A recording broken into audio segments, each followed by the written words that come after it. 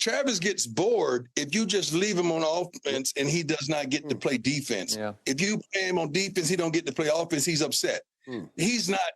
He's only done this his whole life. You can't take that away. It's so clear that people were definitely got their feelings hurt when he was saying things like, can Travis Hunter really do something that Deion Sanders never did? Now, he did in 1996 play a full season as cornerback and wide receiver, and that was the second time since Chuck Bednarik, and that was way back in the day in the worlds of football. So Deion Sanders is already someone who has set the tone and set what it means to be a two-way player. No one has ever done it like Deion Sanders since, right? But I think Travis Hunter wants to take it to a whole nother level. He wants to play over 100% of the snaps on both ways. So can he do something that Deion Sanders was never capable of doing? So today what we're going to do is go through a few things. We're going to go first through Deion Sanders' accolades as a two-way player, and more importantly, what he said about Travis Hunter. And then, of course, Travis Hunter's accolades that, of course, include him being one of the most decorated college football players. I'll go ahead and say it. 5-star recruit out of high school, highest rated ever to go to an HBCU, led Jackson State to a 12-0 regular season, consensus All-American, first team Big 12, AP College Football Player of the Year, Heisman Trophy winner, as well as Blitnikoff winner. Didn't even get acknowledgement for the Jim Thorpe Award, but hey, we won't talk about that. Let's start right here with the immediate and long time support that Deion Sanders has. These are 3 videos, one from in season last year, one from during the season last year, end of season last year, and then this is actually in the season 2 seasons ago of how Deion Sanders has felt about Travis Hunter playing both sides of the ball.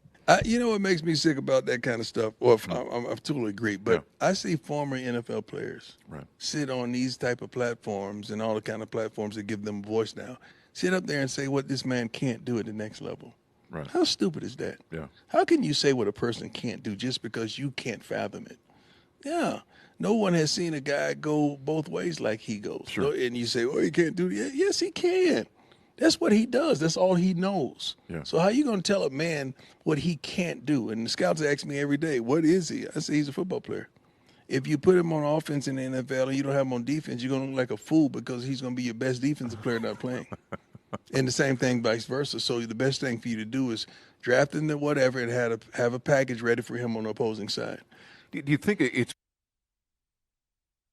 And then here we go to him with another claim about how he should play both sides. This is Rich Eisen Show, December 20th. Don asked you this question for a while. The kid who just came in your office, and Travis Hunter, do you think he can play both sides of the football in the pros? Yeah. It's so funny because shedeur just left. Like, he literally just left before we turned on the camera. Oh. Travis could definitely do that. I mean, he's going to do that, or they shouldn't draft him. Don't do that. And I'm going to make sure of that. Don't draft him. If you're not going to give him an opportunity to play on both sides of the ball. Now, you could be creative. He don't have to do what we did with him here and play every snap. But he's going to just say he's starting the corner. He's going to have to be on your nickel packages or whatever, or spread packages on the offense, because he's going to be probably your best receiver. And you're going to look like an idiot with your best receiver sitting on the bench and you can't get open. You can't get the ball down the field. Or vice versa. So your best corner on the field, and they're bombing you right now, and he's on the sideline with you. So when you talk to coaches that are going to be coming for pro days, or coaches that have already, or GMs that have already come through, I saw the Giants brass with you recently. It's going to be abundantly clear that this is what he wants. This is who he is, and it's not going to work unless you entertain this and give him an assurance of this is what's going to happen. You got to understand, Travis Hunter has another year of eligibility. So if you start the foolishness, he can do that. That I forgot about this. This is the NFL. I'm sorry. The more I go back and watch videos, the NFL was not making a statement to shedeur. They were making it to Deion Sanders, dog. I promise you, nobody can deny Travis Hunter because of how generational he is. So even though he's talking like this, they found somebody in the Jags. One, I want to say that it's, he didn't know he was going to the Jags, but the Jaguars aren't going to have that problem of not getting open. You got Brian Thomas Jr., so you should be okay. But it's like, he was talking reckless. Now, he does deserve to talk reckless. I do want to say that, but It's so clear that people were definitely got their feelings hurt when he was saying things like, "Yo, don't even do it." Yo, he was threatening NFL teams preemptively that dog he gonna go come play with me again for a year like that. Do you know how crazy that is? So you talk about power. That's some power. He was telling NFL GMs, dog, if you play with my player, I'm taking him out of the league, and he gonna make some NIL money for me for another year. Win another Heisman Trophy winner. Why not? That's crazy. That's crazy in hindsight. And then in 2023, again, I just want to do this to show you how long-standing and how serious the support has been, and it ultimately worked for Travis Hunter, for him to get where he was going, because this is back in 2023. Three great players, great former players, about is Travis a corner or a receiver, Which side do you fall on? He's both. Travis gets bored if you just leave him on offense and he does not get to play defense. Yeah. If you play him on defense, he don't get to play offense, he's upset. He's not. He's only done this his whole life. You can't take that away from him. That's why I'm thankful and I'm proud that I'm his coach, because I understand. You understand. I understand totally, holistically. And guess what?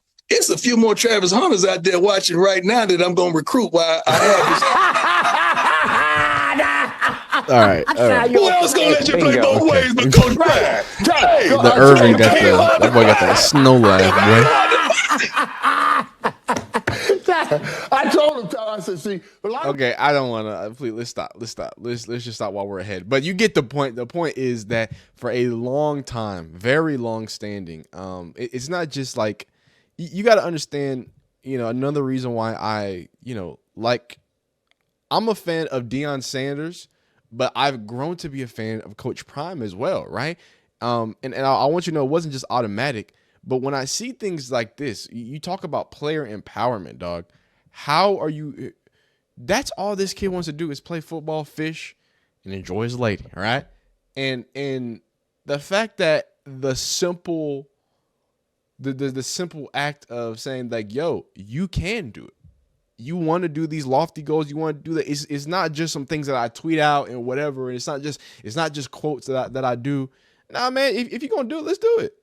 If we're going to play both sides, let's play both sides and let's do it at the highest level. And that's clearly something that Deion Sanders, for 3 years, like, it put on his reputation that Travis Hunter is the best player in college football. And he's the best on both sides of the ball. So going into the league and being this adamant about it, I think it takes a lot. It takes a lot and it shows your players a lot. It shows your players what you're willing to, what type of reputation you're willing to risk if you're a baller. If you're going to ball, I'm going to let these people know that you're a baller. I'm gonna let these people know that they're just not going to play with you. As old school as Deion is, because he does a lot of things old school, I think he also believes in when you're a special type of person, you deserve special treatment. Not everybody's special, but Travis Hunter is special. Speaking of Travis Hunter, as we get into, some of the records of, actually, I think we should do that first. Let's get into some of the records of Deion Sanders playing both sides. So we're going to go right into 1996. This was the official year where he played both sides of the ball. So for scoring, he had 1 receiving touchdown, 1 return touchdown, so for a total of 2 touchdowns. So in 1996, and then on defense, he had 31 total tackles, 29 solo tackles, 2 assists, 1 forced fumble, 3 fumble recoveries. That boy was just sniffing for the ball that year, huh? 3 yards in total. I don't know how that works. I think that's just interception yards. No touchdowns, even though I thought it just said had a touchdown, but whatever. Too long. And 9 pass deflections. Not too bad. So there's some other years too. Look, 1997, he was pretty active as well. 2 returning touchdowns for 2 total touchdowns. And then 1997, he went crazy. Oh, wait, sorry. I got to go to the actual receiving year. My fault. And then you go here to that 1996 year, 475 yards, 13.2 average. Again, 1 touchdown, 41 long. And then 1997. Oh, yeah, 1997, he didn't even play wide receiver. So you can see what he wants to do. And then again, 1989, that's rookie year, right? 1989, he comes out and he doesn't even play. Dang, he had 5 interceptions as rookie. He was going crazy. I forgot about that. 5 interceptions in his rookie year is kind of crazy. But again, rookie year, he wasn't really, you know what I'm saying, one reception. One return. I'm looking at the wrong thing. One reception, 3 receptions, 6 receptions, right? And that's a whole gap. 1999 didn't even get any play in 1990 and then 1991. So Deion Sanders is known as one of the greatest two-way players. And then, of course, you can't discredit what he's done on the returning field. I mean, how many total touchdowns? 3 kickoff touchdowns. What about the punt touchdowns? 6. He had the record for most return touchdowns for kickoff, punts, and interceptions until Devin Hester broke it, I believe, in 2017, 2016. I forgot when that was, but not the point, right? The point is, though, you can clearly see that with this record, with these stats, this is not a true two-way player. Even though he can truly play two ways, and he was one of the most legendary two-way players, and he's the last player to play two ways at a high level, he is probably not gonna. Travis Hunter's gonna blow out the water. We know what Travis Hunter wants to do. He wants to play both sides. He don't want to get some reps at both sides. He wants to play both sides of the ball. So I think it's amazing, right? When you think about Deion Sanders understands that what he's trying to do is something that he never could do, right? And I think that he's been very adamant about, like, yo, Travis Hunter is not Deion Sanders part 2. He is Travis Hunter. That's a whole nother level of empowerment, pushing and say, hey, yo, I think he's gonna be greater than me. I think that's what he's been saying. And he's clearly gonna do that as he embarks on doing something that has never been done. Now we're gonna read a little article. This is a throwback article about the efforts of Deion Sanders. I just think it's cool to read about it back in the day, how people were talking about him. But before we do that, I think it's important to hear what Travis Hunter has to say about his relationship with Deion Sanders. This is June 8th. This is him after he got drafted. How much did you learn from Deion about all of this that comes with being a really good football player? You got to be a professional. You know, you got to be a professional at all times. It's something that he always told me and instilled in me. Are those like conversations you had, or just being around him? How did that work for you? It's conversations, but also just being around him. You can see how he go about his day. He got a set schedule for everything he do. And then this is after winning the Heisman. Some words about Deion Sanders, the father figure. What's it been like in the last, 12 hours since you joined that fraternity? It's been fun, you know. I got the chance to go celebrate with all my family and all my teammates and my coaches, so it's been very real, very good. Travis, what was it like hearing your name? You know, obviously you were the favorite to win, and then come to find out it was actually a really close battle between you and Ashton Genty. What was it like actually hearing your name announced last night? I was very nervous, you know, leading up into the whole thing, you know, and now I'm in there taking deep breaths, trying to calm myself down. But it felt good, you know. I know Ashton Genty, you know, he think he should have won, and I respect him, you know. Everyone up there deserved the chance, and, you know, they play hard and they work for it, and I'm just excited to be able to be the one to walk away with the trophy. It was really cool seeing that embrace with you and Coach Prime, and it seemed like that's where maybe the emotion and maybe that sort of adrenaline, maybe like letdown, started to happen for you. That embrace touched a lot of us. What has he meant to you in that journey? Like I always say, I tell him he's more than a coach to me. You know, he's another father for me, and I really mean that. You know, I love him as much as he loved me, probably even more. You know, he don't know what he did for me, but it changed my life forever. Talk about, you know, Prime being another father figure, you know, the soundbite and that moment where you looked down barrel and you wanted to show love to your pops, who unfortunately wasn't able to be at that ceremony. So now what has it been like for you and the family and, you know, mom, pops, saw your grandma up there and whatnot? I mean, is it sinking in for them too that their son is a Heisman Trophy winner?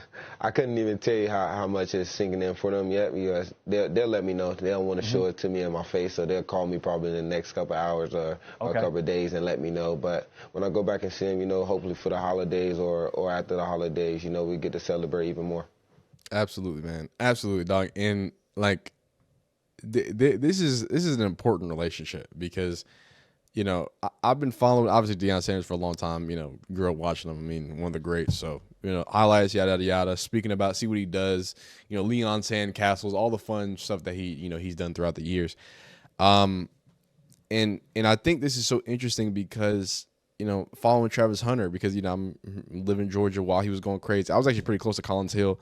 I don't think we ever played them when I played in high school. I don't think we did, but that was like a team that, that they were, not too far away. We played them in 7-on-7 and stuff like that. I never played Travis Hunter. I think I was done when Travis Hunter was going crazy. Not the point. The point is that a player that, hey, dude's a beast in high school. Wow. Dude's a beast with Deion Sanders at HBCUs. Wow. Dude's a beast at Colorado with Deion Sanders, right? So I think that being able to see that journey of someone who's going to be undoubtedly a unique athlete who is already, because I hate when people do like that, because people try to, discredit Cam Newton's and all these different players. He's already undoubtedly a legendary athlete, right? He's already done things that there are only a percentage of people who have won Heisman, who have done it on both sides of the ball, who've done it at that position, X, Y, and Z. So the unprecedentedness of what he's been able to do is already there, and then he wants to take that next step to the professional league and do it. And being able to have a mentor like this is just, I know it means a lot to him, not only as the person that Deion Sanders seemingly is, but also the experiences that he has, right, and the player that he has and he has been. I think it's just an invaluable resource and invaluable support that it's just been a great relationship to watch foster. Now, I want to end this with a little bit of a throwback. I forgot what exact year this was written. I believe this was written in I don't want to date it here. I have to say this was written in like either the 90s or early 2000s. This had to be early 2000s. This is one of those reflection pieces, but I just think it's a dope little throwback. I want to get the exact date. I didn't have it. But let's read through this and we'll kind of close out the video. So he wore black and white as an Atlanta Falcon, and the colors fit well. With Deion Sanders, there are no shades of gray. When he struts into the end zone in a long return for a touchdown, he inspires just as many cheers on Sunday as he does critics on Monday. There's no in between. Some people will come out to see me do well, he said. Some people will come out to see me get run over. But love me or hate me, they're going to come. He's the only man to have played in a Super Bowl and a World Series. While nowhere near as proficient in baseball as he was in football, Sanders was an outstanding base stealer who was a mediocre hitter. Wow, okay, that's true. In the NFL in 1996, with the Dallas Cowboys, he became the first regular starter on offense and defense in 34 years at the time. So it's been another, wait, is that another 30 years? Please don't do this to me. 2006, 16.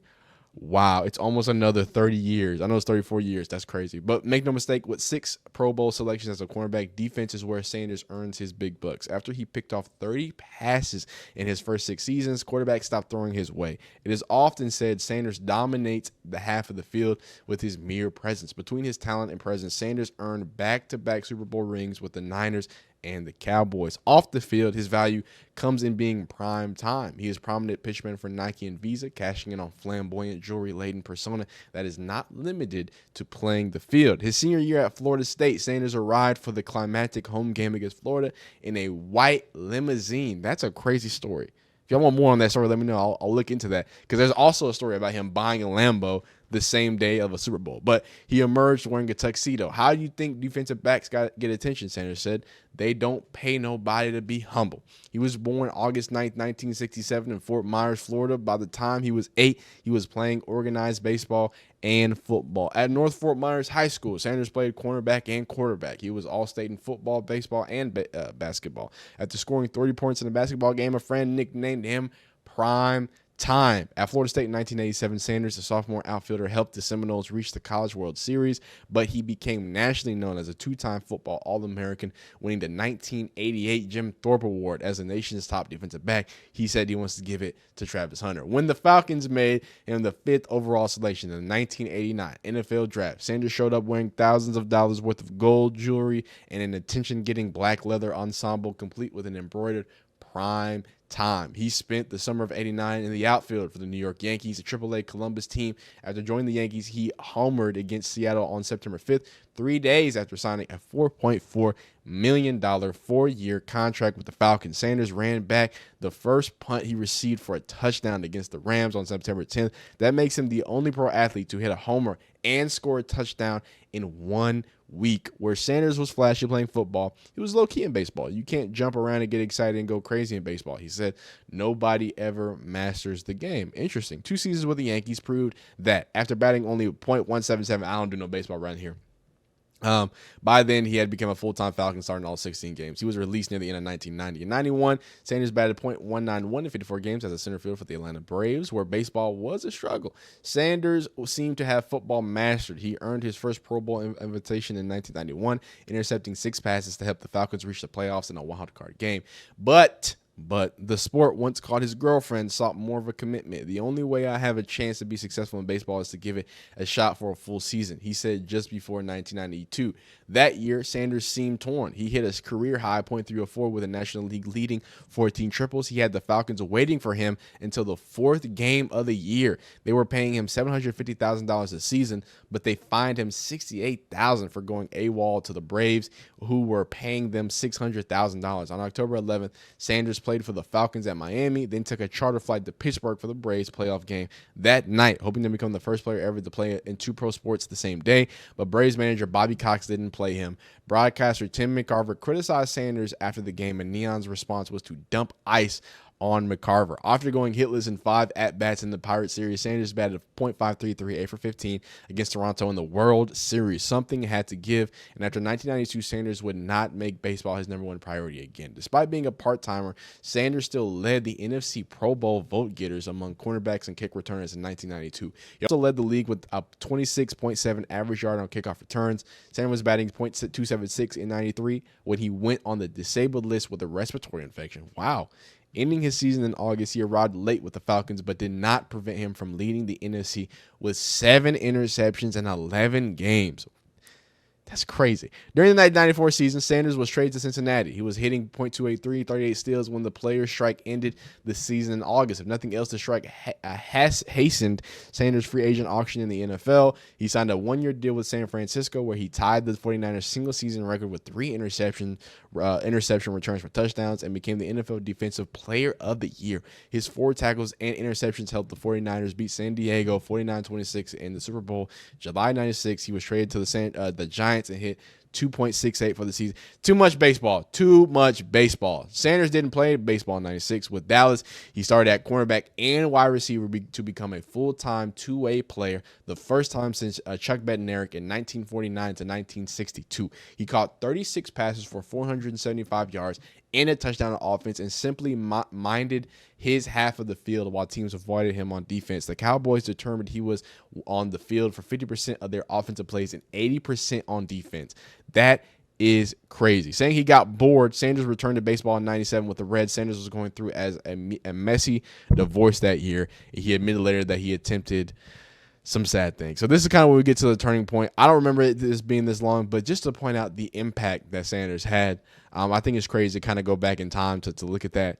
And man, he is a man of a lot of feats. I some of those stuff I didn't even know, but Travis Hunter is really attempting to do something that Deion Sanders was never able to do. Although Deion Sanders did a lot of things that I don't even think Travis Hunter is going to ever be able to do. But you let me know down below, can Travis Hunter do it? Can he play both ways? Can he do it at a high level? Do you doubt Travis Hunter and his abilities? And do you doubt the greatness of Deion Sanders? That's impossible, man. You be great. Be great. Like the video if you like it. Dislike if you don't like it. Subscribe if you like football content. We'll see you next time. Peace.